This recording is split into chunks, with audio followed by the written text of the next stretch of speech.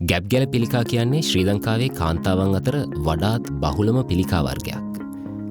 ලිංගිකව සම්ප්‍රේෂණය වන මානව පැපිලෝමා වෛරසය එහෙමත් නැත්නම් HPV Human Papilloma Virus මීට ප්‍රධාන හේතුව වේ. ඒත් වැදගත්ම කාරණය වන්නේ මේ ගැබ්ගැල පිළිකා වළක්වා ගැනීමට මෙන්ම කල්තියා හඳුනාගතහොත් සුව කිරීමටත් පුළුවන්. ගැබ්ගැල කියන්නේ ගර්භාෂයේ පහළින්ම මෙන්ම යෝනි මාර්ගයේ ඉහළින්ම පිහිටා ඇති ප්‍රදේශයයි. මෙම කොටස පිටතින් නොපෙනෙන නිසා රෝග ලක්ෂණ හඳුනා ගන්නා විට පිළිකාව එහි උත්සන්න අවධියට වර්ධනය වී අවසන්. ගැබ්ගැල පිළිකාවේ මූලික රෝග ලක්ෂණ වන්නේ ආර්තව දවස් අතරතුර කාලවලදී ආර්තව හරණයෙන් පසු සහ ලිංගික එක්වීමෙන් පසු ඇතිවිය හැකි අක්‍රමවත් රුධිර වහනයන්. පිළිකාවේ වර්ධනය ආශ්‍රිතව ඇතිවෙන ආසාදනයන් නිසා දුර්ගන්ධයෙන් යුත් යෝනි ශ්‍රාවයන්.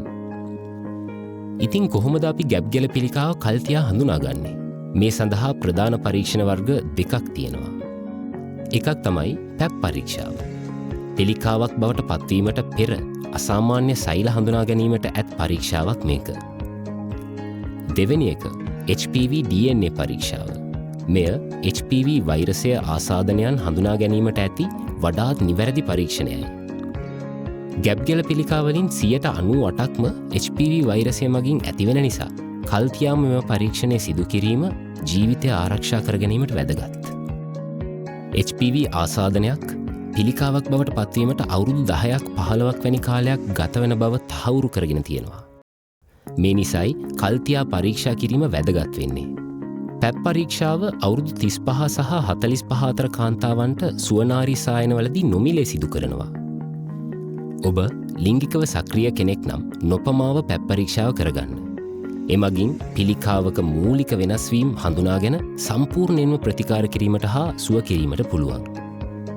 HPV ආසාදනය සඳහා ප්‍රතිකාරයක් නැති වුණත් සුභාරංචිය තමයි එය වළක්වා ගැනීමට එන්නතක් පවතිනවා. ගෝලීයව දරුවන් HPV වෛරසයට එරෙහිව එන්නත් කිරීම සිදු වෙනවා.